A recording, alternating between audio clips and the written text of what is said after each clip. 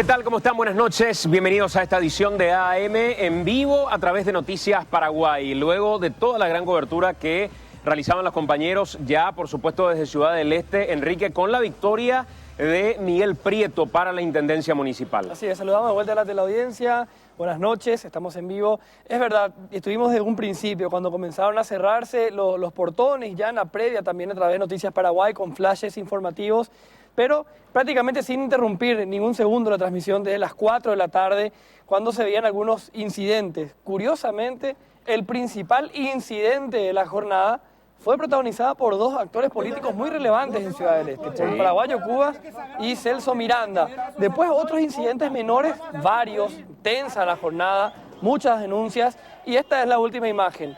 En un carro de bomberos, Miguel Prieto, el nuevo ganador y el nuevo intendente por este periodo que queda, que dejó Sandra MacLeod de la ciudad del Este. Y fíjate el simbolismo de los bomberos, decía también.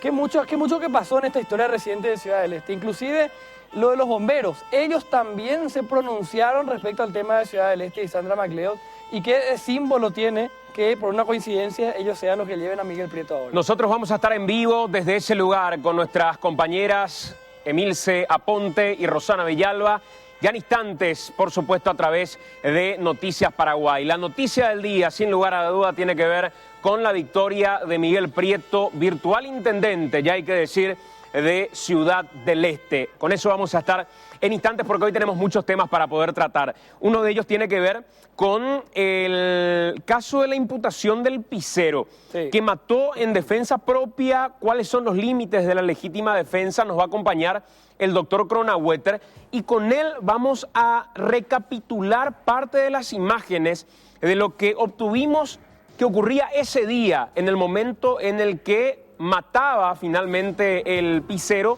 a este joven de 19 años que ingresaba a su local. Así es, vamos a hablar del pisero y les cuento que AM estuvo en la pizzería. Fuimos hasta ese lugar a ver cómo es, cómo sucedió. Obtuvimos esta imagen de circuito cerrado que nos demuestra un poco qué fue lo que ocurrió esa noche. La legítima defensa, una imputación considerada por la opinión pública. Pudimos percibir eso nosotros a través de las redes institucionales del programa y el canal, que se consideró algo injusto, se cambió a la fiscal. Bueno, ¿qué pasó en la pizzería esa noche? En el relato en vivo por parte de los protagonistas, con la presencia de AM en ese lugar. Y por supuesto que vamos a debatir respecto a si fue o no bien imputado el hombre de entrada nada más. Tenemos imágenes que vamos a compartir de cómo se daba en un circuito cerrado ese momento en el que se atacaba la pizzería y en el que el asaltante finalmente terminaba atacado por el pisero y luego, ya un par de cuadras más adelante, terminaba cayendo muerto al piso. Hoy nos visita el nuevo Contralor General de la República, Camilo Benítez, un hombre que de alguna manera estuvo en la sombra durante la gestión de García, a quien no dio García participación durante toda su gestión, al que prácticamente lo tenía excluido durante este tiempo y que ahora toma la posta. ¿Con qué bandera?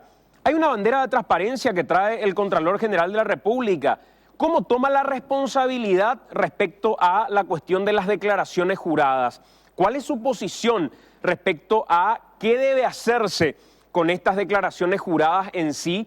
¿Cuál es su interpretación de lo que dice por un lado la ley y por otro lado lo que ya dijo el tribunal, que en este caso tuvo que entender ya en Cámara respecto a las declaraciones juradas en sí, aunque hoy esta cuestión se debate en la Corte Suprema de Justicia?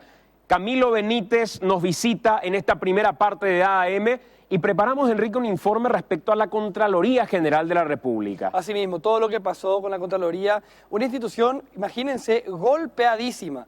Todos los últimos que entraron en ese lugar salieron por algún escándalo ligado a un caso de corrupción.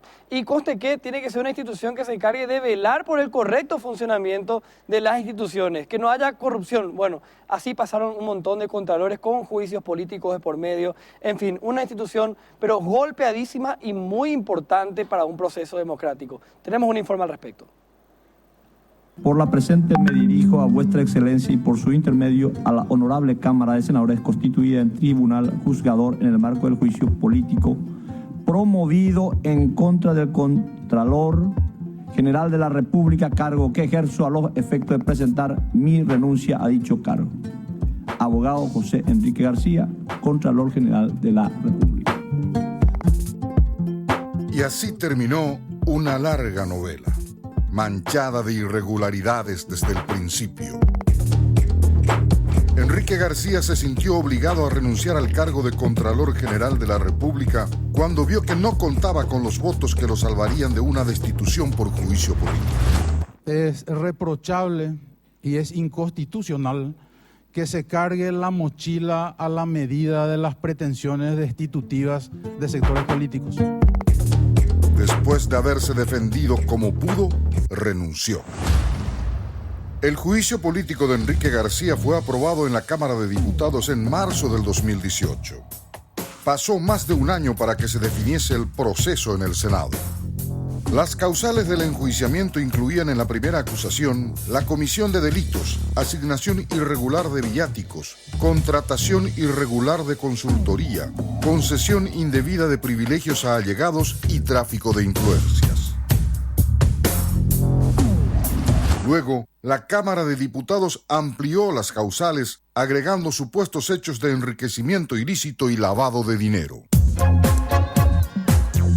El caso más emblemático en el que se lo identifica al excontralor Enrique García es el de Ibesur, que tuvo sus inicios en el año 2016.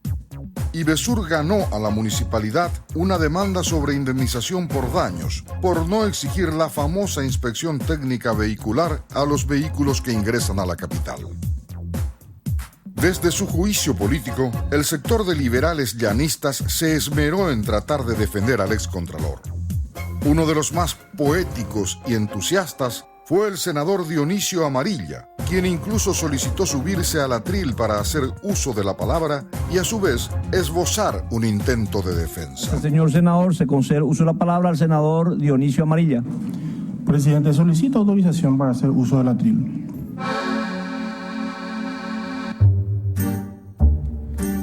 ¿Qué interés podía haber tenido? Buenas tardes, la esperanza en el Paraguay. Buenas tardes, la coherencia en el Paraguay. Bienvenida a esta primavera. Aleluya, que estamos el segundo día, o el tercero, después de que Cristo haya resucitado. Nos motiva una postura política, la convicción de los argumentos esgrimidos en su defensa por el señor José Enrique García. Nada de componendas, nada de recaudadores. Dejemos de recurrir al viejo esquema de desacreditarnos, así como el Contralor tiene el derecho de elegir a sus colaboradores de confianza y en algunos casos, como el de la persona que conozco, que llegó para desbaratar la miserable corrupción que existía en la Dirección General de Declaraciones Juradas, y lo hizo con mucha valentía y no se prestó a las amenazas y no permitió que nunca más se filtre para extorsiones, que nunca más se filtre para publicaciones maliciosas. Es cierto, no abrió la llave porque ese era el esquema para recaudar, señores. Y esa mujer es del interior, es norteña, es de familia colorada y es mi esposa. Y es mi esposa, y es mi esposa. No hacía falta indagar mucho. Se llama Analí Valiente. Y es mi esposa. Su esposa, Analí Valiente, era la encargada de proteger las declaraciones juradas, siendo ella en ese momento la directora de declaraciones juradas de Contraloría. Y es mi esposa, se llama Analí Valiente. Hoy está destituida.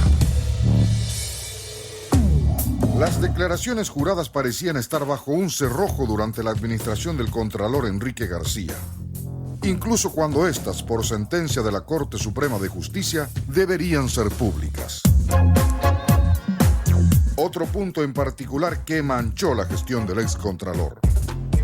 La Contraloría decidió interponer recurso de apelación y nulidad ante la sentencia que sostenía que lo público debía ser público en cuanto a declaraciones juradas.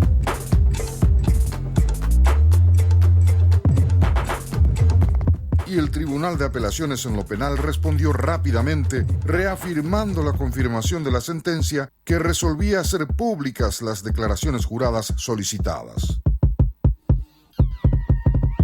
Una puja que el excontralor intentó ganar hasta el último momento, resguardando las declaraciones juradas de sus allegados, aun cuando por sentencia de la Corte debían ser publicadas.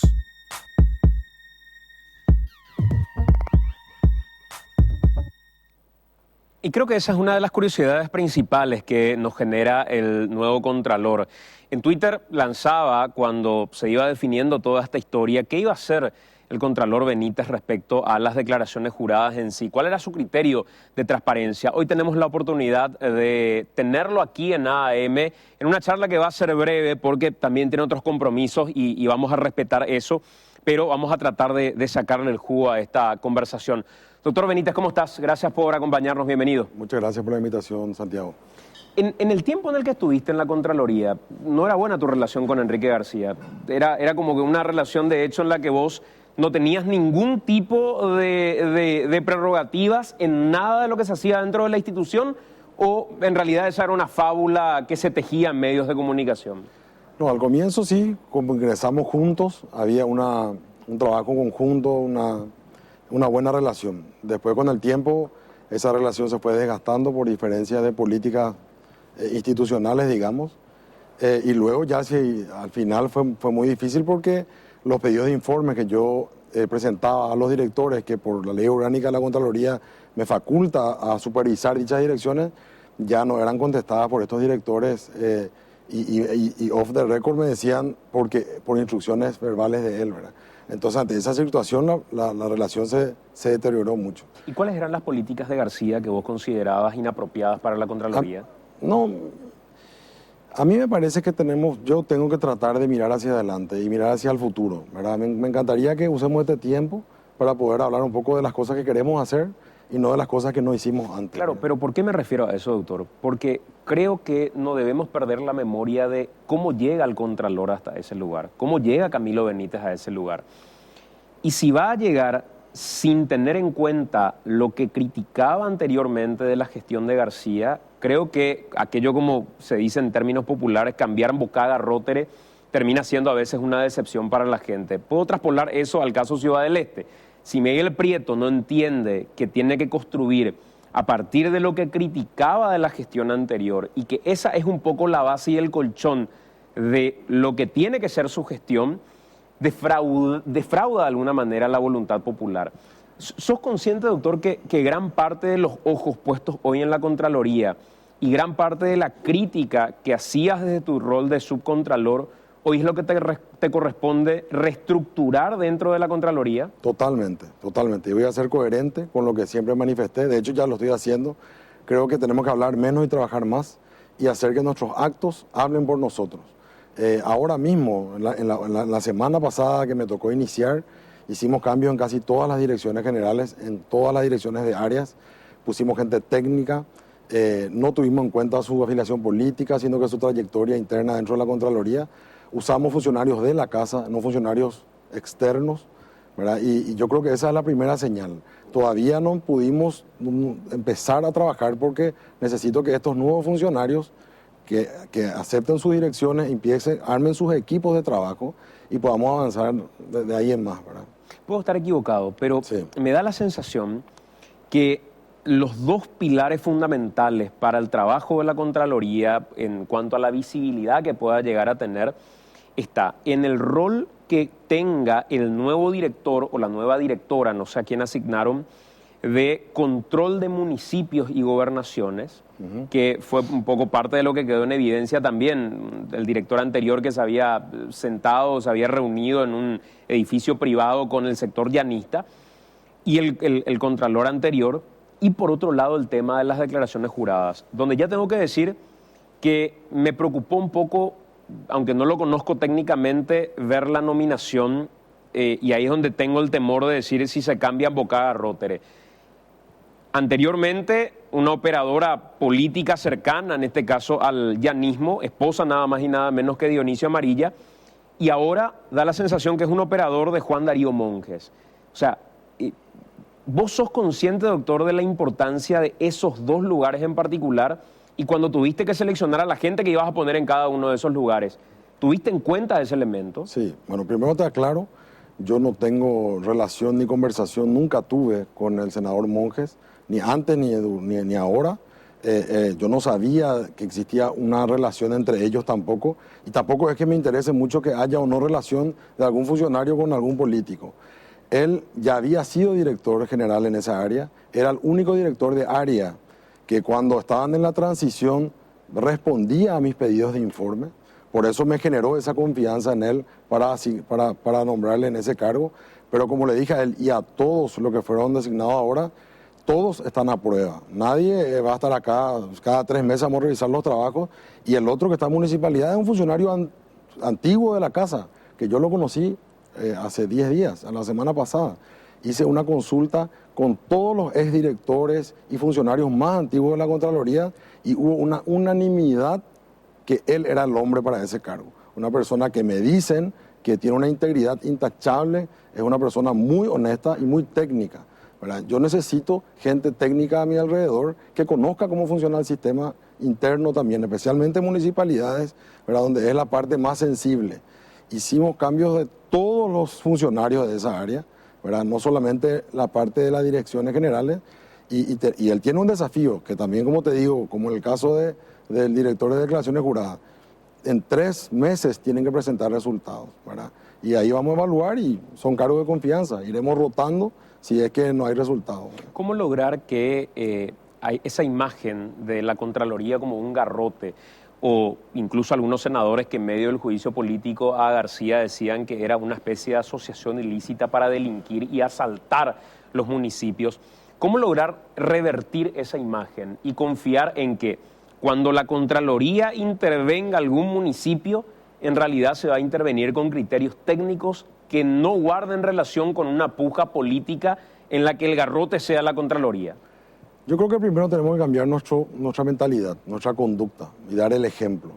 Tratar de que eso le dije a los funcionarios, tenemos 2 años y medio, yo tengo 2 años y medio, ellos tienen toda la vida todavía por delante. Yo no soy un funcionario de la casa, yo vine acá hace 2 años y medio y me voy a retirar dentro de 2 años y medio seguro. Quiero dejar una impronta, que la gente se acuerde con que hice bien las cosas, como siempre dije. Esto para mí no es la culminación de mi carrera, sino que quizás el inicio. Y le estoy tratando de convencer a todos y veo una actitud muy positiva en los funcionarios de la Contraloría. Están muy felices, todos me dicen, vamos a trabajar, queremos cambiar la imagen de la institución. Ellos, los auditores, se sienten avergonzados a veces cuando van a hacer un trabajo de auditoría donde la gente no les recibe como antes.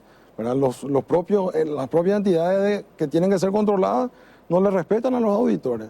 Yo creo que si yo doy el ejemplo y los directores generales de áreas, jefes y demás funcionarios, va a haber un cambio rápido y espero que así sea. Sin entrar todavía a la cuestión jurídica que puede tener una discusión diferente. Sí. ¿Cuál es tu posición particular, personal, respecto al tema de las declaraciones juradas? Porque existe una norma, sí, una norma que tiene que ver con transparencia, que marca un poco la cancha de cuando un funcionario cede en los aspectos de su privacidad en el momento en el que ingresa a la función pública o algún cargo público.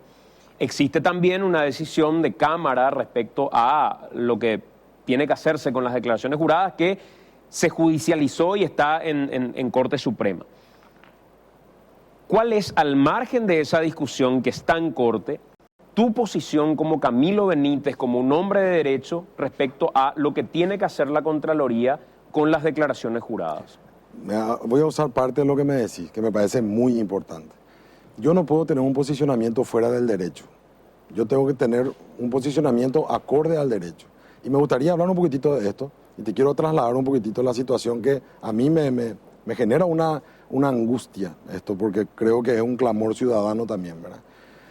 Nosotros estamos obligados a hacer lo que la ley nos ordena y estamos obligados a no hacer lo que la ley nos prohíbe.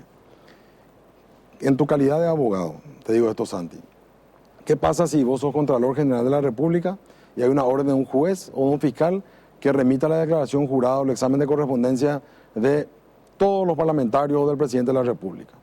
¿Qué haría en esa situación? ¿Enviaría a la fiscalía o al juez?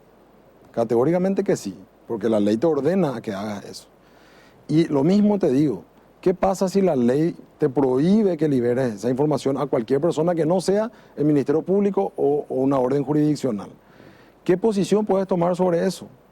Porque acá una cuestión es un poco delicado. Hoy estuve preguntando, 950.000 declaraciones juradas fueron presentadas a todo lo largo de estos últimos 20 años que fue creada la Contraloría. Son 350.000 funcionarios que presentaron declaraciones juradas, son 900.000 porque presentaron varias veces ya, ¿verdad? Lo que se pide ahora son las declaraciones de algunos funcionarios, pero el mismo criterio que se aplica para un senador o el presidente de la República o el contralor o el fiscal general, se aplica también para el profesor, el policía y el concejal y todos los funcionarios. ¿Y cuál es la ley que te prohíbe, doctor? La ley de declaraciones juradas, que dice que solamente puedo entregar las declaraciones que pide el Ministerio Público o un juez, ¿verdad? O sea, vos también pensás que lo que decidió la Cámara en mayoría es inconstitucional. No.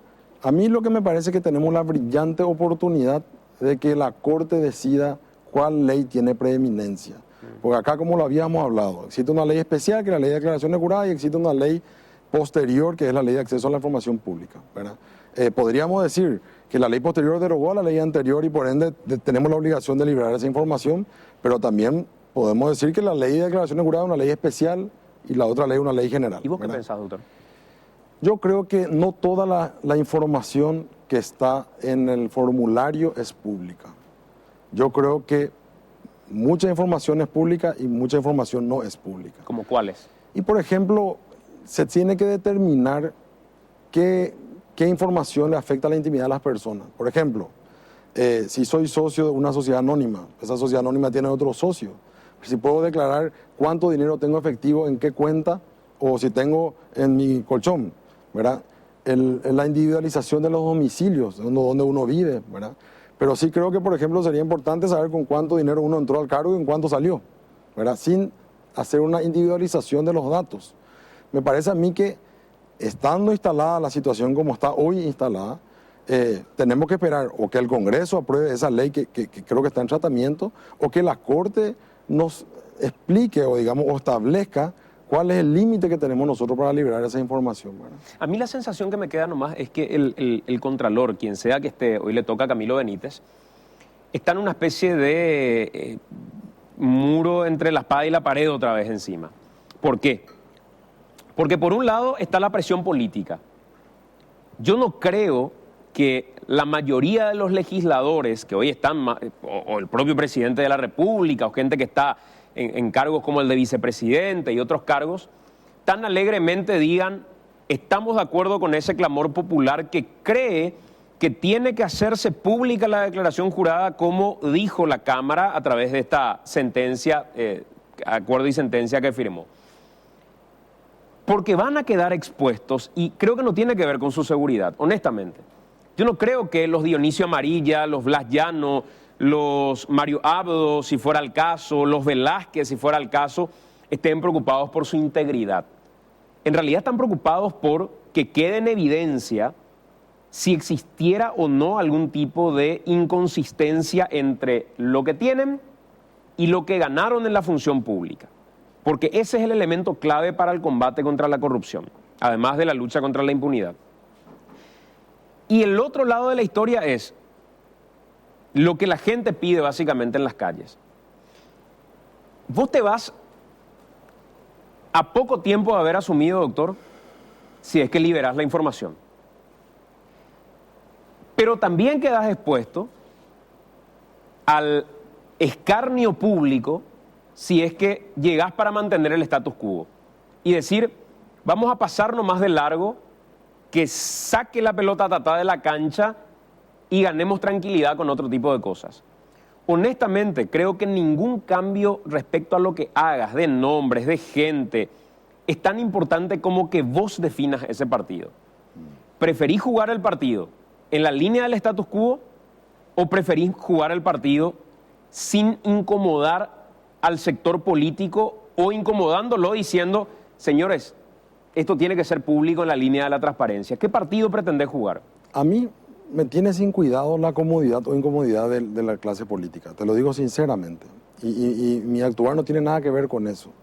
Si no quisiera hacer algo que esté infringiendo algún tipo de ley, que dé causal a que yo termine siendo sacado por haber cometido una infracción a esa ley. Sí creo que cumpliendo la ley, Santi, podemos hacer muchas cosas, de verdad. Podemos hacer muchas cosas. Y yo creo que eso se va a ir viendo en el corto plazo. Y creo que hablar de este tema ya es un aporte, debatir sobre esto. Yo he hablado con todos los medios de comunicación sobre este punto. Y a mí me parece que eso es sumar, ¿verdad? Pero yo tampoco puedo ser populista contrario a lo que yo creo que establece la ley, menos todavía cuando el debate está instalado de la manera que está instalada, que la Corte tiene que pronunciarse sobre eso. Me parece a mí, si yo, igual, independientemente de que haya una ley que prohíba, otra que obligue, que sí, que la Corte tiene que resolver, que el Congreso tiene un proyecto de ley a media sanción, suponete que yo digo, no, yo igual voy a hacer lo que yo quiera. Y por ahí soy un populista, pero yo creo que voy a estar infringiendo la ley si hago eso. Y con toda la razón, vos me decís, bueno, que te echen, pero vas a ser una persona popular. Yo no quiero ser popular a costa de hacer algo que creo que no debo hacer. Hasta que la Corte defina esto, ¿qué Sí. pensás hacer vos con las declaraciones juradas? Para empezar, vamos a responderle a la Fiscalía los pedidos que nos hacen, para empezar. En segundo lugar, vamos a intentar modificar una legislación que a nosotros nos inhabilita a cobrar la multa que establece la ley a las personas que no presentan, ¿verdad? Eso vamos a hacerlo ahora. El siguiente paso, vamos a empezar a multarle a la gente que no presenta. ¿En qué plazo? No, nosotros tenemos ahora en curso por lo menos 30 sumarios para multa. El problema es que no podemos cobrarle porque la ley orgánica de la Contraloría no nos habilita la fuente 30, no podemos cobrar nosotros dinero, ¿verdad? Solamente tenemos la fuente 10, que es el presupuesto. Eso tenemos que cambiar, pero igual podemos terminar los sumarios independientemente de que no le quitemos el dinero del bolsillo para saber quiénes fueron los que nos presentaron. Siguiendo ese orden de ideas, te digo, la cantidad de exámenes de correspondencia que hace la Contraloría por año es muy bajo, pero muy bajo. Nuestro desafío es hacer 10 o 20 veces más de lo que se hace por año, ¿verdad? Estamos conformando los equipos de trabajo. Le dije al director general de declaraciones juradas que tiene que llevar por lo menos 20 funcionarios más a su dirección para poder hacer ese trabajo. Y ahí es donde vamos a marcar la diferencia. Bueno, si hoy se hacen 15 declaraciones juradas al año o 20 declaraciones juradas al año y nosotros hacemos 200 o 300 al año dentro de un año, por decirte, ahí vamos a marcar la diferencia. Y además creo que con qué criterio hacer esos exámenes de correspondencia, porque los últimos exámenes de correspondencia que se han hecho eran absolutamente diferentes a los resultados que lanzaba la Fiscalía respecto a su propio análisis. Pero ahí está mi responsabilidad. Ahí está mi responsabilidad. Y la responsabilidad de los directores y los auditores que firman el dictamen. Por eso es fácil no hacer el examen de correspondencia, ¿verdad? Pero ahí está la responsabilidad de cada uno que firma ese dictamen.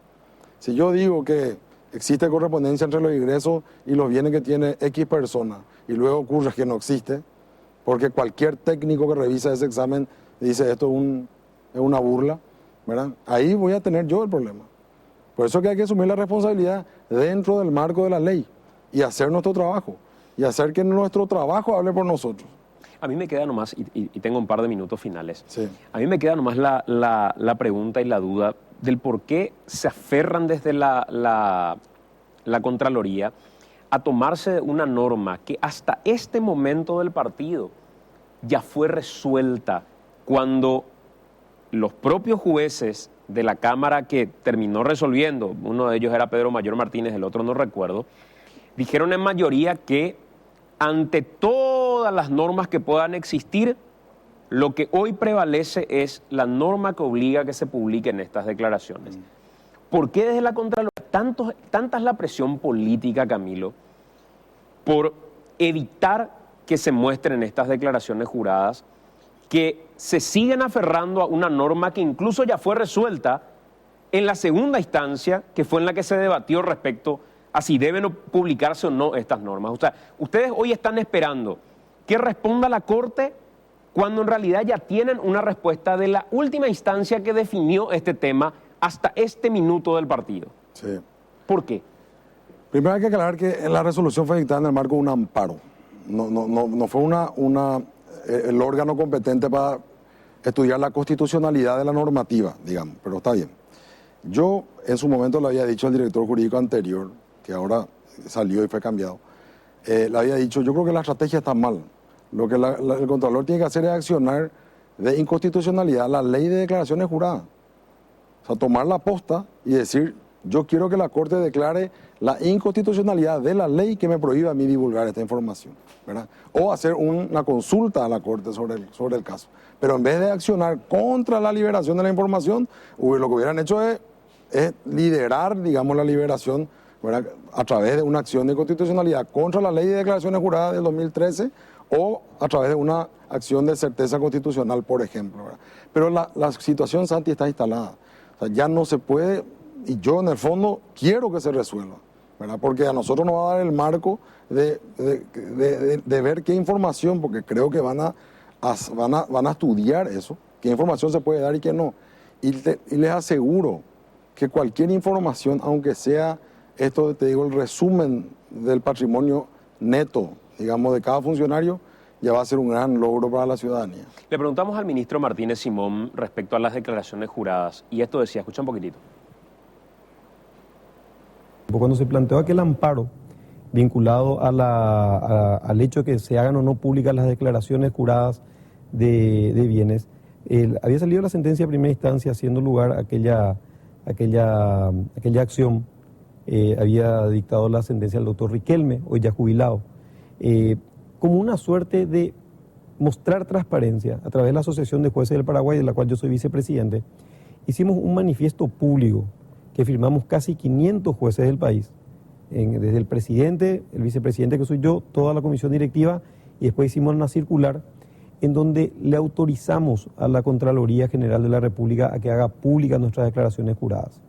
Con eso te quiero decir que comparto esa idea de que aquella declaración jurada de bienes de un funcionario público tiene que estar al acceso del público, porque la gente tiene derecho a conocer cómo vivo yo, cuáles son mis ingresos, porque yo no soy una persona privada.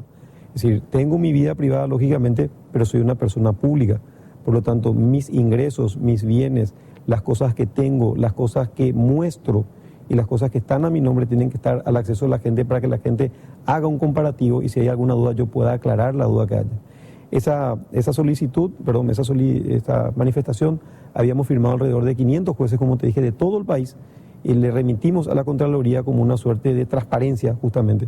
Es decir, no tenemos nada que ocultar. Si quieren hacer públicas, háganlas, estas declaraciones que habíamos presentado. Si eso se llegara a trasladar a un ámbito judicial, uno, ya sabes, mi criterio, lo firmamos aquella vez, lo digo públicamente una vez más. Entonces yo creo que es el momento de hacer públicas las cuestiones que son públicas. Hay que transparentar la cuestión.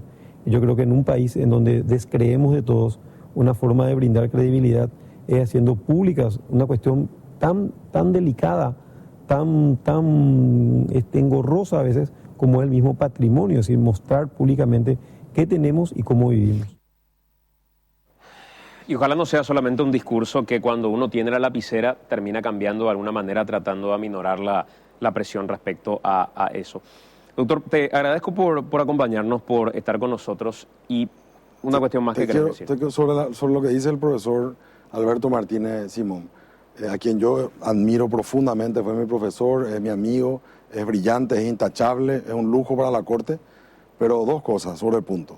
Esos 200 jueces que firmaron tienen el derecho a publicar la declaración jurada propia, ¿verdad? Que ellos publiquen, ¿verdad? ¿Por qué le trasladan el problema a la entidad fiscalizadora? Que ellos publiquen, si es que no tienen problema.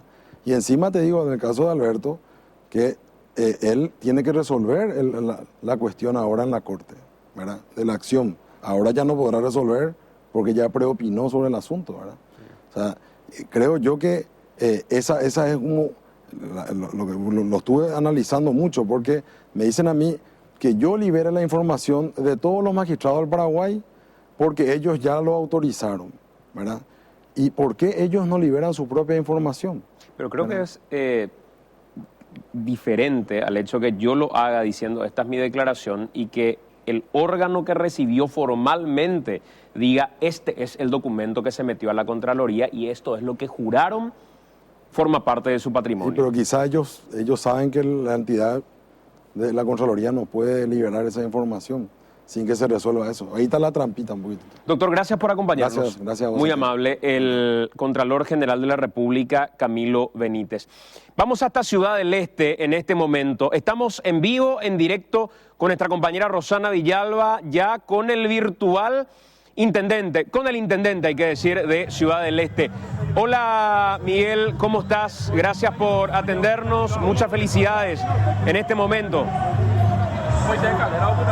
Muchas gracias, Santi. Estamos muy felices, una locura total acá en Ciudad del Este. De verdad, estamos festejando como se debe, pero sabemos que el compromiso es demasiado grande y que tenemos una responsabilidad con todos los jóvenes de Ciudad del Este. Miguel, ¿por qué crees que ganaste? ¿Cuál fue la razón por la que ganaste incluso la estructura? Bueno, yo creo que la gente vio lo que fue la gestión, la gente está cansada de un gobierno corrupto, entendieron que el Partido Colorado al unirse totalmente prácticamente está metiendo nuevamente un gran equipo, lo sacaría de sus filas y el pueblo ya no quiere saber nada, lo sacaría acá de esa estructura. La gente exige transparencia y eso es lo que le vamos a dar. La gente entendió eso y por eso colorados, liberales y personas que no están afiliadas a ningún partido decidieron apostar por nuestro movimiento, por este proyecto. Miguel, ¿crees que fue un error de algunos sectores políticos, como incluso el Partido Colorado, el terminar aliándose con parte del bloque sacariísta, porque finalmente los Helio Cabral y compañía forman parte del sector sacariísta? ¿Crees que ese fue un error cuando en realidad, en un momento, en un principio, vos mismo reconocías hoy, ustedes tuvieron como aliados dentro de la batalla contra los Zacarías al propio sector de Colorado Añeteté, a los Juan Carlos Galaverna, a los Mario Abdo Benítez, parte del primer riñón, del primer anillo, digo, de Colorado Añeteté, del oficialismo? Es así, nosotros tuvimos como aliados, hay que reconocerlo, el presidente de la República tuvo un rol protagónico en el pedido de intervención, inclusive en la destitución, aunque en algún momento quiso que aprobemos la renuncia, pero sin el apoyo de Colorado tendría que ser imposible. Pero yo creo que le dieron una mala lectura a las elecciones y decidieron aliarse a un gran sector del zacarísmo y eso le pasó la factura. La gente hoy ya sabe elegir, los jóvenes están cansados de la mafia, de la corrupción y hoy, gracias a la juventud, gracias a esos jóvenes que estuvieron cuidando nuestras mesas desde muy temprano, le jugamos un partido de igual a igual a la estructura del Partido Colorado. Pero ¿qué esperabas vos, Miguel, que hiciera el oficialismo colorado? Porque finalmente también convengamos que sería ilógico que hoy el presidente de la República o Colorado Añeteté terminen en elecciones apoyando la candidatura de alguien que no vaya por la chapa del Partido Colorado. ¿Qué crees hubiera sido lo conveniente para que no termine aliado al clan Zacarías o aparte de los que formaban parte de este clan? En verdad no sé, ¿verdad? Ese es el problema. El Partido Colorado es bueno, hay mucha gente buena, pero la gente está cansada de los mismos rostros. Yo creo que esto va a ayudar a que la gente buena, conozco muchos jóvenes muy buenos valores dentro del Partido Colorado que piden a gritos espacios, que vemos siempre las mismas caras acá en Ciudad del Este, dentro del Partido Colorado, y esto le va a ayudar a reorganizarse y a dar espacio a la juventud. Yo mismo, el propio Miguel Prieto, intenté afiliarme 4 veces al Partido Colorado y no me permitieron una afiliación en el 2012. Por eso fundamos un movimiento independiente y hoy hicimos historia gracias a la juventud. Miguel, ¿qué es lo primero que vas a hacer como intendente? O las 3 primeras acciones que vas a tomar como intendente. Bueno, primero solicito que todos los directores pongan a disposición su cargo. Nosotros tenemos un equipo de confianza con quienes vamos a trabajar queremos ver un poquitito el tema de los funcionarios sin función específica. Vamos a combatir fuertemente el planillerismo y vamos a hacer una auditoría interna con apoyo de los estudiantes de la Universidad Nacional del Este de la carrera de Economía. Vamos a una auditoría, vamos a radiografiar toda la institución municipal y vamos a abrir las puertas para que la gente pueda controlar paso a paso nuestra gestión. O sea, las tres primeras cosas que vas a hacer es, ya lo estás haciendo de hecho ahora a través de NPI, pidiendo la renuncia de todos los directores. Segundo, combatir a los planilleros, a los funcionarios que no tienen ni una función, valga el juego de palabras, y auditar plenamente la administración, tanto de los Zacarías como la de Perla Rodríguez. Es así, es así. ¿Y qué pasa, Miguel, si los directores no renuncian? Bueno, son cargos de confianza. Yo no puedo trabajar con un sector zacarista, con gente que tanto tiempo nos jodió acá en la institución municipal. Los zacarías, si bien ya no están, esta misma estructura sigue extorsionando, robando, defraudando a la ciudadanía. Y nosotros necesitamos trabajar con gente honesta, con gente que nosotros creemos que son capaces.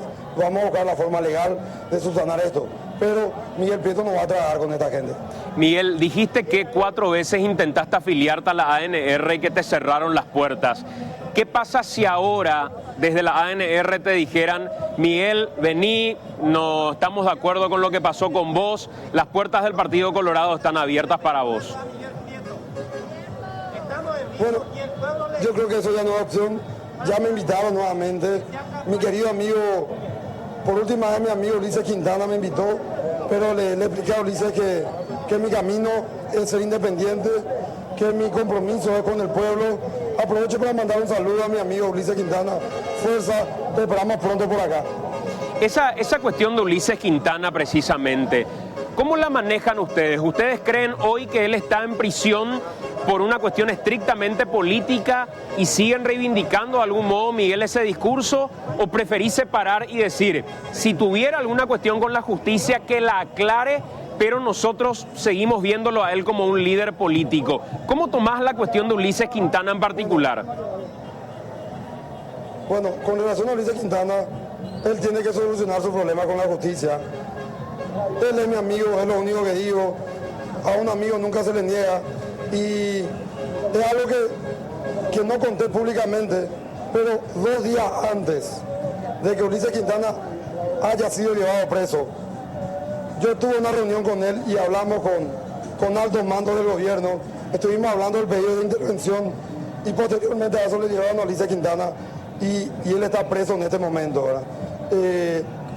Yo creo que de verdad hay una mano negra en la fiscalía, no lo sé, pero prefiero que él solucione su problema con la justicia.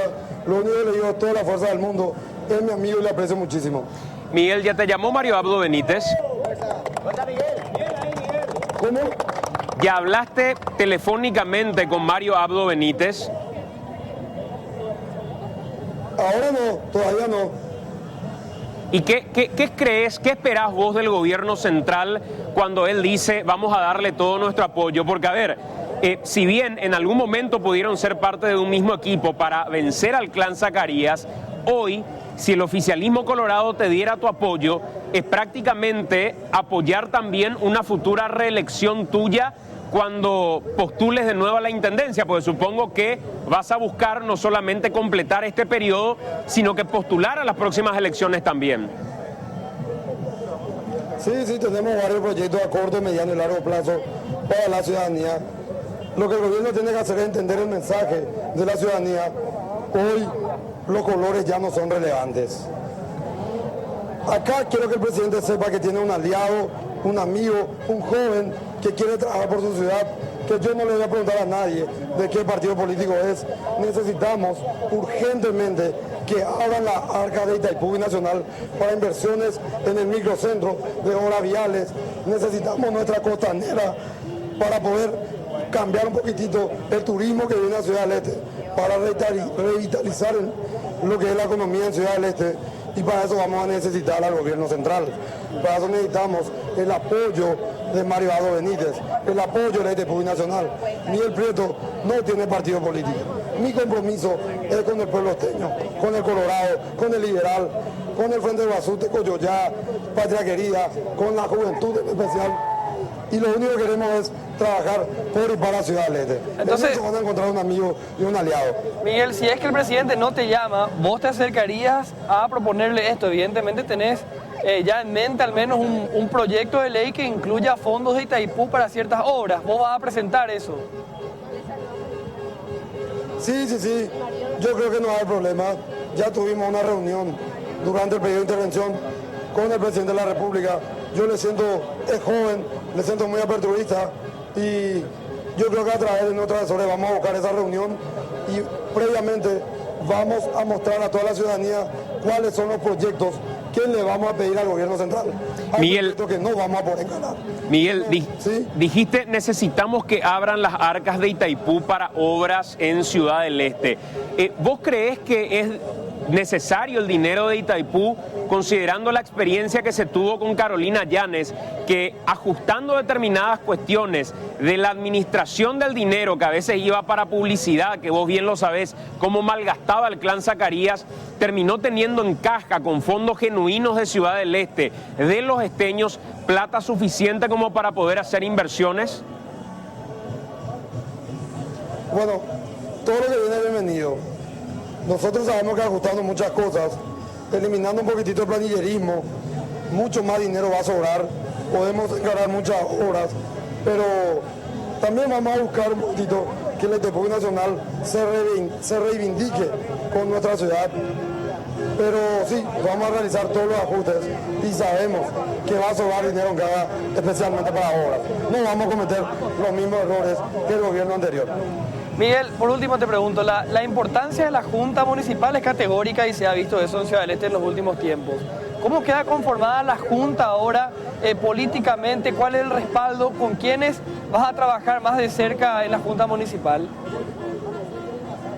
Bueno, yo no estuve muy al tanto de lo que pasaba en la Junta, estaba plenamente abocado en mi campaña.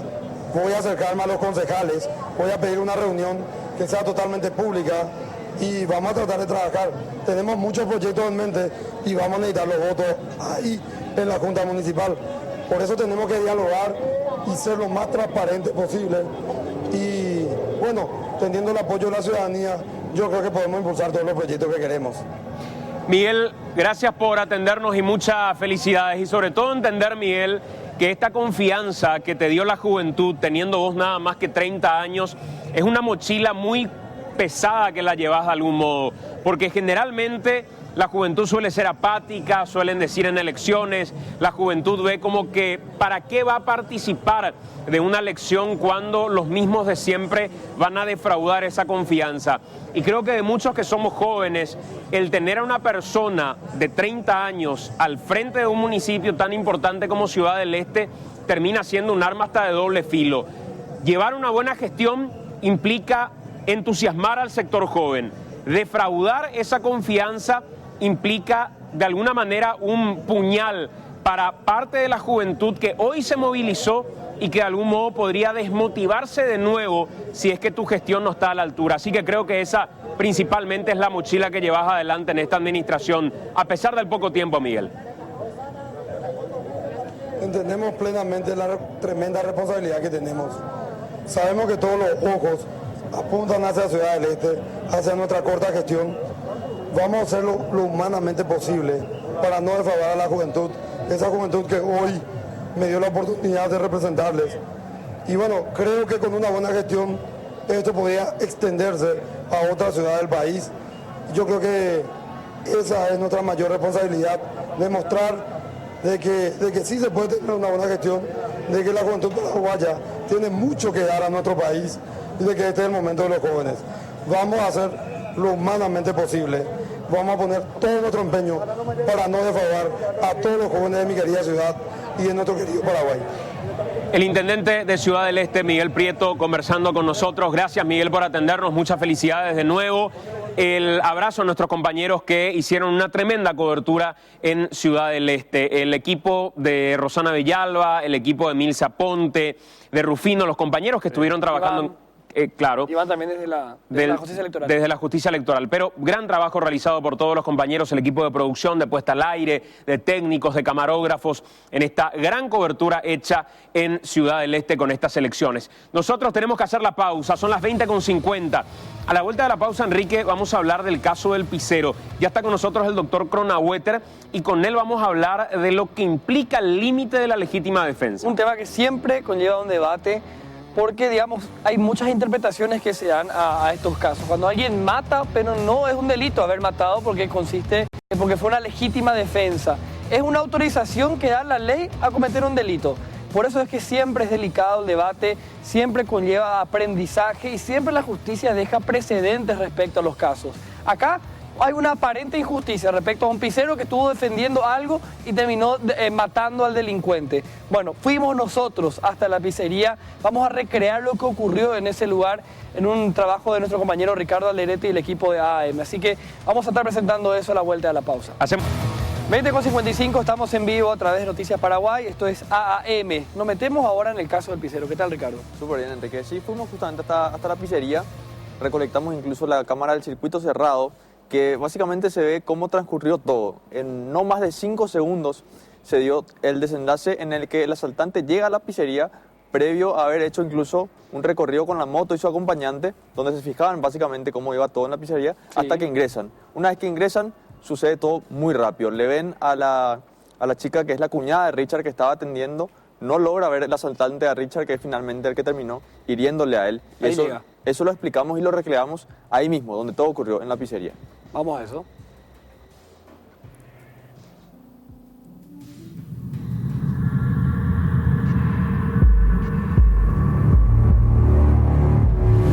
En esta misma avenida, según la cámara del circuito cerrado que logramos obtener del local del frente, de la casa enfrente, una moto hace una ida y vuelta. Pega la vuelta y queda en la esquina que está en este sector. A una cuadra del local queda el acompañante del asaltante sobre la moto, esperándole para cuando él salga puedan huir de manera rápida. Al ingresar, lo que se puede ver del circuito cerrado es que ya saca el arma y hace este trayecto cuando ya le ve a Estefanía, que estaba cortando el pollo para el lomito que iban a vender a la noche, y directamente viene apuntándole a la cabeza a ella. Ella estaba en esta parte, en esta zona, y Richard se encontraba en una silla que yo la puedo ver acá, pero desde ese sector no se puede ver por el mueble que tapa la visual. Entonces el asaltante no lograba verle a Richard. Al asaltante no poder percatarse de que había alguien más, aparte de Estefanía, que estaba acá donde estoy yo ahora mismo, le apunta directamente a ella. Richard, que estaba sentado en esta silla que vemos ahora, en esta posición, cortando la carne que iba a ser para el lomito, según nos relataron, hace este gesto mirando a quién venía y en un acto hasta impulsivo y tratando de salvar la vida de Estefanía, se extiende con el cuchillo que tenía en la mano y logra dar al asaltante.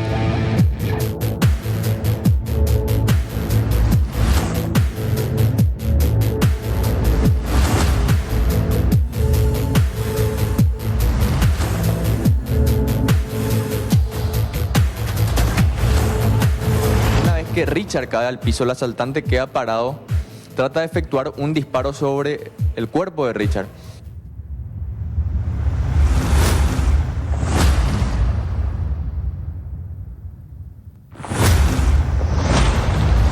Y acá en el piso está el rastro de la bala. No recuerda precisamente si fueron 2 o 3 veces más la que el asaltante efectúa los disparos, pero en uno de esos disparos más también se ve que fue a parar en el papel de cocina. De ambos lados se logran ver los orificios de la bala.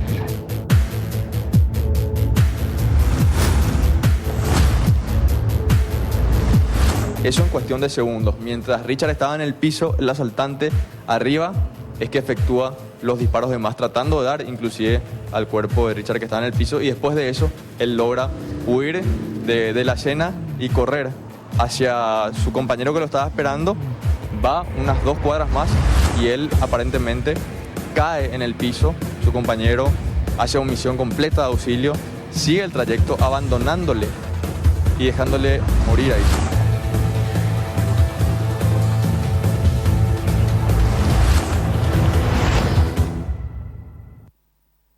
El doctor Enrique Gronawetter es especialista en Derecho Procesal Penal y Derecho Penal, evidentemente, está hoy con nosotros para, sobre todo desde el punto de vista didáctico y hablando para el común de la gente, no para los abogados, decirnos cuándo tenemos, doctor, como ciudadanos, carta libre, porque así lo dice la norma, para defendernos, para actuar en legítima defensa. Buenas noches, doctor. Buenas noches, Santiago, y a toda la audiencia.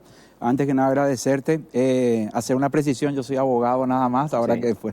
Entonces, quiero simplemente establecer con respecto al tema, me parece muy elocuente la grabación y la recreación que hicieron, porque nos da unos datos muy precisos para tener clara la situación al momento en que se produce el evento, que es lo que tiene que llamarnos la atención. Hay una cuestión acerca de si constitucionalmente está permitida la legítima defensa, y está en el artículo 15 de la Constitución. El artículo 15 habla de que nadie puede hacerse justicia por mano propia, pero se garantiza la legítima defensa. Desde el punto de vista, entonces, constitucional, la norma ya me da a mí la protección desde el Estado de que primero no va a evitar que pueda ser afectado en mi libertad y me debe asegurar, artículo 9 de la Constitución, libertad y seguridad, y que en caso de que el Estado no pueda protegerme y yo me vea abandonado en el caso concreto donde yo tengo que ejercer mi propia defensa cuando está el Estado el que tiene que hacerlo, entonces me garantiza como una cuestión final la legítima defensa. Sí. Eso está reglamentado a su vez en el artículo 19 del Código Penal, que establece términos más o menos bien sencillos. Primero, ¿quién agrede? El que agrede lo está haciendo de manera antijurídica. ¿Qué significa eso?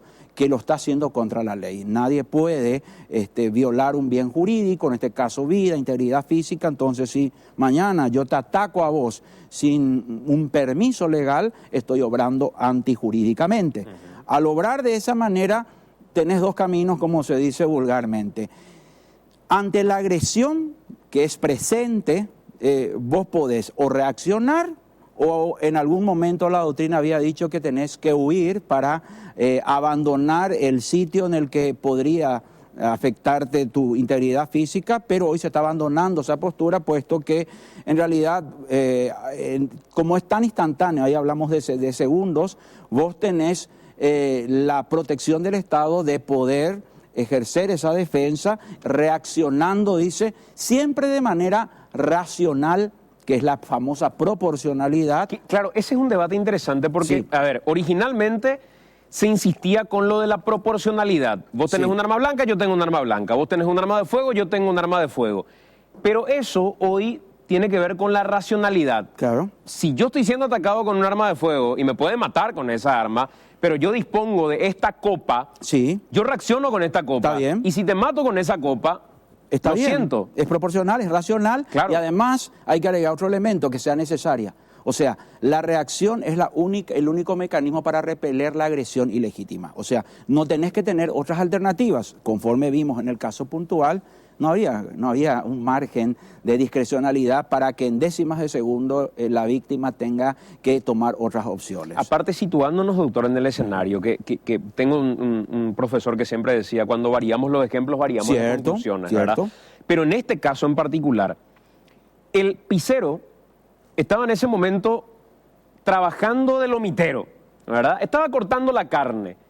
Jamás en su cabeza hubiera imaginado ese día cuando despertó que tenía que ir preparado para matar a alguien. Categórico. Él reaccionó por algo que estaba sucediendo en ese momento. Y algo que creo que es elocuente es la imagen en el piso de las balas, o del rastro de la bala, y lo que quedó en el papel que estaba también en ese lugar. Lo que nos muestra que esto que ocurrió en segundos era una agresión presente. Claro, pero eso es innegable. Y aparte tenemos ahí un elemento muy importante, en el sentido que la persona que fue agredida y que ejerció la legítima defensa, en este caso el pisero, no es que salió y corrió detrás del autor del hecho para ejercer inmediata venganza, que también hay una suerte de explicación extensiva, eso se llama exceso en la legítima defensa, que tiene otro tratamiento, pero estamos hablando de un ciudadano que en condiciones normales, él se fue a trabajar, se fue a preparar la actividad lícita de su cotidianeidad, es atacado ilegalmente, y él reacciona de manera proporcional con lo que tenía a mano. O sea, yo creo que están dadas las condiciones del ataque ilícito, de la reacción a un ataque presente que es necesario porque no había otra vía, y aparte es proporcional o es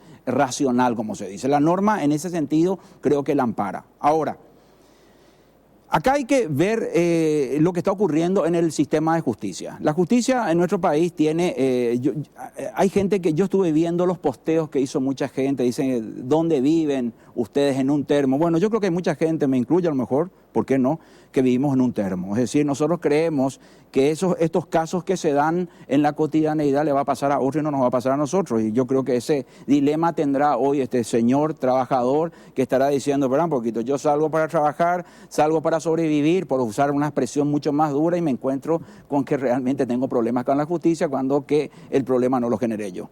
Entonces, hay también casos en que nuestros fiscales, nuestros jueces, el sistema de justicia penal reacciona de manera automatizada. Se enseña en teoría, fundamentalmente, que tiene esa proporcionalidad que tiene que darse en la equivalencia entre los medios empleados para la agresión ilegítima y la reacción proporcional. Y ahí vendría hasta el absurdo, que donde más o menos en la oscuridad entra un asaltante a mi hogar y yo le pregunto, ¿qué tenés? Arma, pero había traído un arma para poder reaccionar proporcionalmente. Claro. Ese absurdo, en teoría, es lo que hoy se está poniendo en entredicho. De hecho, existe una propuesta de reforma sobre la legítima defensa que más allá de que pueda prosperar o no, yo no estoy tan de acuerdo, puesto que se está diciendo más de lo mismo con algún alcance extensivo. Por ejemplo, cuando la propuesta que tiene, creo que media sanción en Cámara de Diputados, dice en los casos de legítima defensa propia, y habla de que se puede repeler por cualquier medio a su alcance. Y cuando vos pones cualquier medio a su alcance,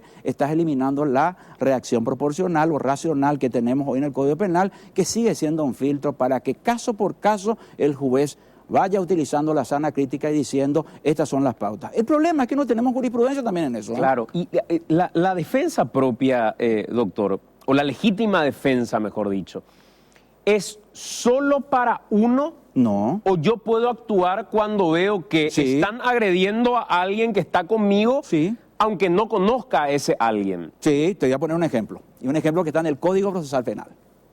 A ver, si vos más tarde al terminar el programa, vos salís, vos te subís a tu auto y ves que viene alguien y me asalta a mí, y vos tenés la posibilidad de defenderme, ¿lo harías? Lo harías. Sí, claro. Entonces, vos te vas y lo agarrás a la persona. Eso se llama aprehensión en caso de flagrancia. El propio Código Procesal Penal te permite, por el artículo 239, que cuando vos encontrás a una persona cometiendo un delito flagrante, estás autorizado a privar de libertad a esa persona, con la única condición que avises inmediatamente a la autoridad pertinente. O sea, y eso estamos viendo diariamente, que se está dando en una cantidad de barrios donde viene el motochorro, el asaltante, donde los vecinos, la comisión que más allá de, yo no estoy defendiendo, te estoy hablando de una cuestión claramente operativa que se da en la realidad de nuestro sistema. Entonces, la aprehensión es la figura que estamos aplicando, muchos no saben, pero en realidad es la aprehensión. Y eso es lo que estamos haciendo. Vos estás defendiendo a un tercero porque estás en condiciones de hacerlo. Y eso afecta incluso, no solamente al bien jurídico vida, sino también al bien jurídico propiedad. Esa cuestión es la siguiente pregunta que quiero hacerte, doctor. En la legítima defensa, ¿yo solamente puedo defenderme cuando está en peligro mi vida? No.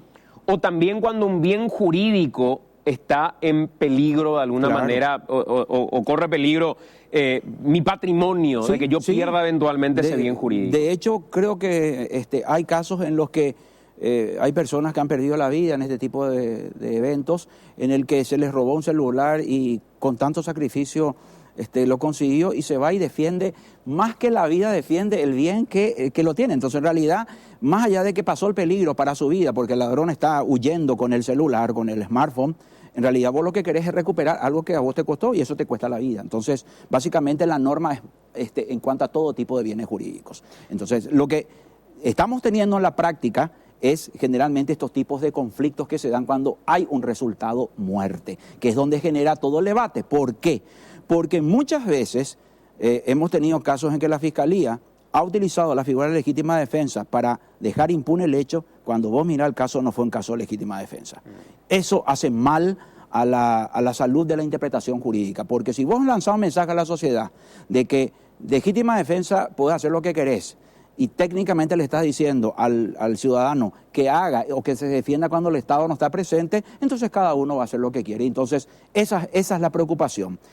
Ahora, yo lo que no puedo entender es por qué en ciertos casos la Fiscalía actúa con tanta rapidez y hay casos en los que tienen que pasar escándalos a nivel de prensa para que la Fiscalía intervenga. Acá lo que yo creo es que frente a una circunstancia como la que acabamos de reseñar, es que la Fiscalía tendría que haber abierto una investigación. Eso es deber del Ministerio Público. Ante la posible hipótesis de que no hubo legítima defensa, tiene el deber de investigar. Pero la investigación no significa que te impute. Exacto. La investigación por el artículo 279 del Código Procesal Penal tiene por objeto, primero, recolectar elementos que permitan eventualmente determinar si existe o no una conducta punible. Y además, doctor, eso quiero ampliar a la vuelta de la pausa. ¿Cómo y por qué imputa al Ministerio Público? Porque ahí ya marca la cancha respecto a lo que el fiscal considera ocurrió en ese lugar. Entonces, dentro de la línea de ¿tengo que imputar para investigar? No, eso no es así. Y es la única vía que tengo como para después, en todo caso, desistir de la acción y no acusar eventualmente. O ¿cuál es la figura a la que tengo que recurrir para imputar en este tipo de casos? Quiero preguntarte eso a la vuelta de la pausa. Son las 9 de la noche con 10 minutos. En breve estamos de vuelta. Lo primero que nos dice el doctor Gronaueter es la Fiscalía no tiene que imputar para investigar. La Fiscalía puede investigar para luego imputar si considera que tiene elementos para imputar. Y en este caso en particular, el Picero fue imputado por homicidio doloso con reproche reducido por excitación emotiva. El rol del Ministerio Público en este tipo de casos, doctor, ¿cuál debería ser? Entendiendo que nuestro Estado debería ser un Estado garantista, sí, donde la legítima defensa tiene un presupuesto previsto dentro de la propia Constitución Nacional. ¿Cómo debe actuar el Ministerio Público ante este tipo de casos? ¿Imputar directamente? No, yo le llamo a esto la unión de dos grandes principios. Otro principio constitucional, que es el 268, inciso primero. ¿Qué dice el 268, inciso primero de la Constitución? El Ministerio Público tiene el deber de velar por el cumplimiento y el respeto de los derechos y garantías constitucionales, y la ley no distingue ahí. O sea, la Constitución, es para todos los ciudadanos, víctima e imputado. En este contexto, el 54 del Código Procesal Penal, que le obliga a actuar con objetividad, dice que el Ministerio Público obrará siempre conforme a lo que prescribe la ley, debiendo en todo caso considerar tanto los elementos de cargo como de descargo con relación al imputado. Ante estas dos normas que son muy claras y que establecen límites precisos en un Estado social de derecho, el Ministerio Público lo que debe es investigar, porque la promesa que le da el Estado al ciudadano es que no va a quedar impune el hecho. Y cuando dice que no va a quedar impune el hecho, va a investigar. Si de la investigación no surge conducta típica, pues desestima. ¿Por qué? Porque es evidente que el hecho no constituye hecho punible. Si de la investigación surgen elementos de sospecha razonable de la perpetración de un hecho punible, imputa porque es la sospecha razonable y se inicia la investigación con estricto cumplimiento del derecho a la defensa que está postulado en la Constitución y en el Código Procesal Penal a la persona que es sindicada como tal. En el caso puntual que vos me das, yo no sé qué lapso hay entre los hechos que se dieron, que estuvimos recreando, y al momento de la imputación. Pero es evidente que si vos recolectás la declaración de la víctima a quien hay que darle una especial atención por el artículo 68 del Código Procesal Penal, que dice que debe velar por la protección y evitar que la víctima sea revictimizada, dice el Código Procesal Penal, más una constitución en el lugar, más la declaración de las personas que pudieron estar involucradas, más el informe preliminar de campo en el que se pueden ver de cómo se sucedieron, cómo se pudieron levantar los rastros o las evidencias materiales. Yo creo que el pronóstico te demuestra que por lo menos no están dadas las condiciones para una imputación, así como me estás mostrando. Ahora, hablar de una imputación por homicidio doloso por excitación emotiva, que está en el 24 del Código Penal, en realidad si vos utilizás la figura de la excitación emotiva, que es el exceso en la legítima defensa, que yo te estaba señalando, que el exceso en la legítima defensa es cuando el ataque antijurídico o ilegal que recibiste vos es presente y vos tenías que reaccionar racionalmente, reaccionaste. Reaccionaste de tal manera que alejaste y repeliste la agresión. La agresión se fue, pero vos estás tan indignado, tan choqueado por la agresión o por el temor o la rabia que te generó el evento en sí, que vos vas atrás del victimario y te vas y te subís al auto, te vas, lo atropellás, como hubo un caso en el que mata, por ejemplo, al autor del hecho. Más allá de la compulsa popular que dice hay que actuar así con los delincuentes, nosotros hablamos de derecho. Desde esa perspectiva hay un exceso en la legítima defensa, porque el peligro presente se disipó.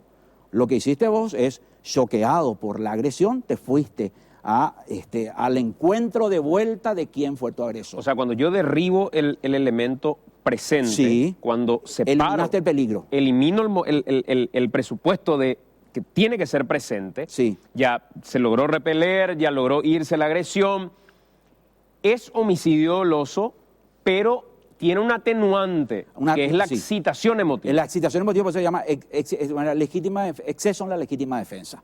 En realidad ya es una conducta antijurídica, pero ojo, si vos mirás el 24 del Código Penal, establece la posibilidad de eximir de pena, o sea, de no sancionar. Entonces la pregunta que yo me hago, es cierto que el tribunal de sentencia va a determinar eso en un juicio oral, pero para lo cual quiere decir que vos vas a acusarle a la persona por homicidio doloso atenuado por exceso en la legítima defensa, vamos a usar esa palabra. Va a utilizar toda la estructura del Estado para llegar a un resultado en el que finalmente sabes que el tribunal de sentencia va a prescindir de la pena. O sea, yo nomás digo, la cuestión es de evaluar entre causa y efecto. Si vos vas a abrir todo un proceso que demanda recursos para el Estado, tenés que tener mínimamente una base en la cual vas a tener un resultado. Y si tu resultado va a ser no sancionar, técnicamente estás abriendo una causa sin mucho fundamento. El otro día me decía el doctor Emiliano Rolón que antes el juez era el PAIMA-GI. Inclusive le recordaba que en su primera clase, el doctor Alvarado Belloso dice que de todos los que uno puede imaginar son los más poderosos dentro de la estructura del Estado, nos equivocamos al creer que es el presidente de la República. Y dice, él en realidad es el juez, el que puede autorizar al presidente para que entren a tu casa eventualmente. Sí. Si el juez no le autoriza, no pueden entrar. ¿Hoy se mantiene eso o el fiscal de algún modo está teniendo un protagonismo que no está entendiendo y comprendiendo el alcance y el daño que puede generar si es que no es sólida su formación y sólida su decisión respecto a hechos de este tipo, por ejemplo? Eso último que decís es lo que me preocupa a mí. O sea, en realidad, más allá de las herramientas que vos le otorgues al Ministerio Público, siempre el problema va a estar en la solidez de quien aplica la norma. Y yo creo que hoy existe en la sociedad un descontento, no solamente con respecto a los jueces y los fiscales, con respecto a los abogados.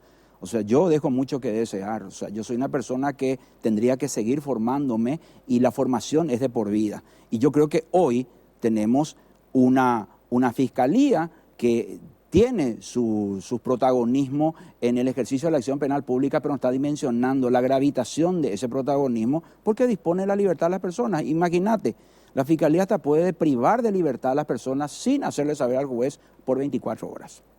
O sea, hay que tener, esas son herramientas poderosas que se le dan. Entonces, hoy técnicamente el que te mete preso es el fiscal. Y a eso se suma una serie de leyes distorsionadas, como por ejemplo, si yo mañana te imputo por un crimen, en tu cabeza tiene que entrar básicamente que el que va a definir es el juez, pero el juez te va a decir, mira que es crimen, y yo, en caso de crimen, difícilmente te puedo dar la libertad, te voy a tener que decretar la prisión. Si bien no dice eso la norma, se está aplicando de esa manera. Entonces hay una distorsión por una falta de lectura profunda de lo que es el rol de la aplicación de medidas cautelares o de lo que es el rol del Ministerio Público en el ejercicio de la acción penal pública, que hace que muchas veces nosotros vamos a cambiar la ley porque la culpa la tienen las leyes. Y yo creo que ese no es el camino. El camino es insistir en la capacitación, señalar de pronto un fiscal general del Estado, en este caso la fiscala general del Estado, tiene una brillante oportunidad para construir con su equipo de fiscales en el área penal, decir, bueno, vamos a establecer pautas de los casos que tuvimos, donde está en juego la legítima defensa y donde está el exceso de la legítima defensa y cuál fue el comportamiento que tuvimos en estos últimos 10 años. Y sacar un criterio más o menos uniforme de tal manera que el operador de justicia sepa ya de antemano cuáles son los parámetros con que mide un fiscal. Sin embargo, se sigue sosteniendo, doctor, y con esto cierro, que la imputación no causa agravio. ¿Eso es así? Discúlpame que me ría, no me estoy burlando porque es una tragedia sostener eso en el sentido cuando lo haces con un individualismo y egoísmo total. Es fácil decir cuando a vos no te toca, pero yo creo que a nadie, yo le suelo poner como ejemplo a mis alumnos en clase, le digo, imagínense que uno hoy termina la jornada y dicen, ¿saben qué? Tengo una buena noticia para este fin de semana. Hoy me notificaron la imputación y creo que el lunes voy a ir preso, así que voy a farrear bien el fin de semana. O sea, lo digo en forma eufemística, es terrible. El decir que la imputación no causa agravio es una rémora al sistema inquisitivo. ¿En qué sentido? En el sistema inquisitivo, el juez era el que decidía todo, pero el juez era finalmente quien decía si te ibas o no preso, con el agravante que no tenía que fundar por qué te ibas preso. Entonces, ¿qué te decía el juez? Si yo decido que vos te vayas preso, es porque realmente hay motivos para ello, y eso no causa agravio porque después va a poder salir en libertad. El problema es que no es el juez el que va a ir preso, es la persona. Entonces, yo siempre me coloco del lado que va a recibir el poder punitivo. Yo creo que causa un agravio. Por eso que el artículo 302 del Código Procesal Penal y el 304 habla de que cuando se va a pedir medida cautelar de privación de libertad, es fundamental que el acta de imputación esté debidamente fundada. O sea, la propia normativa procesal ya le establece. Una cosa es imputar sin pedir privación de libertad y otra cosa es imputar con privación de libertad. Los estándares de exigencias cambian. La imputación, así sin pedido en medida cautelar, es simplemente un relato sucinto del hecho. Pero imputación con medida cautelar debe ser debidamente fundada. ¿Por cómo están operando o actuando nuestros operadores auxiliares de justicia? ¿Somos un Estado garantista? No. Yo creo que hoy el garantismo ha perdido varios puntos. Hoy existe lo que yo llamo un neorretribucionismo penal, es decir, usar el garrote del sistema penal como respuesta a todos los problemas y a las reacciones que se dan en la sociedad cuando a veces los problemas son de prevención y no de represión. Entonces, hoy el ser garantista incluso hasta tiene un tufillo ideológico y eso a mí me preocupa porque no tiene nada que ver acá la cuestión ideológica. De hecho, el garantismo es hechura del liberalismo. Así que hablar de esos principios es hablar de la Revolución Francesa. Pero yo creo que hoy estamos en un momento en el que se está diciendo más represión, menos garantías, más avance del Estado punitivista y que se vean los que van adentro, mientras yo no sea. Por eso te digo, en realidad es una suerte de discurso maniqueísta. Los que están presos se merecen estar presos, por algo están presos. Y nosotros, los buenos, que estamos libres, nos merecemos. Entonces la preocupación no debe ser extrema. Doctor, gracias por acompañarnos. Cuando un placer. guste, Santi, igualmente. Hacemos la última pausa. En breve estamos de vuelta. Bueno, nosotros estamos cerrando esta edición de AAM. Larga jornada la que tuvieron hoy, ¿eh? Totalmente, una cobertura muy larga, muy histórica por sobre todo, ¿verdad? Motivado por ese factor histórico que sabíamos que lo que estábamos informando, lo que estábamos contando era parte de un capítulo histórico y el cierre de una larga película, ¿verdad? Y habrá que ver cómo gestiona la municipalidad ya desde el primer día Miguel Prieto llegando a Ciudad del Este. 3 cosas, decía él, van a ser fundamentales. Sí. Lo primero, que todos los directores pongan su renuncia a disposición. Ya lo pidió a través de AAM, públicamente. Lo pidió públicamente a través de AAM. Segundo, va a ordenar una auditoría. Sí. Y como tercer elemento, era una medida para eliminar a los planilleros. A los planilleros. Y la auditoría con algo que me llamó la atención, un trabajo con estudiantes de economía. Exacto. Como una cuestión técnica e imparcial, entre comillas. Con esto nos vamos nosotros, agradeciendo la preferencia, la sintonía. Noticias Paraguay continúa informando con su franja periodística que ya llega con señales junto a Germán Martínez Bierzi y Patricia Vargas. Nos vamos, señor. Chao, chao. Hasta la próxima. Gracias por acompañarnos.